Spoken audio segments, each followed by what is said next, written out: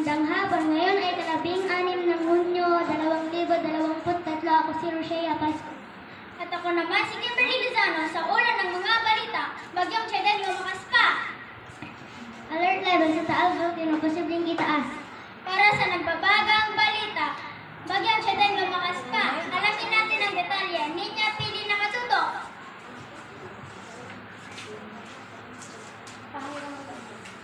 Sa latest update ng Pag-asa, muli itong namataan 1,150 kilometers ng southeastern Luzon. Taglay nito ang lakas ng hangin na 85 kilometers kada oras at pagbugsong 105 kilometers kada oras.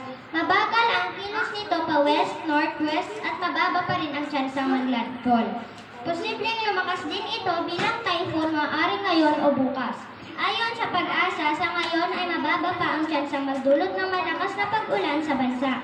Dahil malayo ito sa kalupaan pero hindi inalis ang posibilidad na palakasin nito ang hangin mabagat. Ninya Pili mula sa Balita Express nagbabalita. Alert level sa Taal Volcano, posibleng itaas sa pagbabalik ng Balita Express. Ina, natatakot ako magpabakuna. Anak, huwag kang matakot dahil ang bakuna ito ay para sa inyong kaligtasan.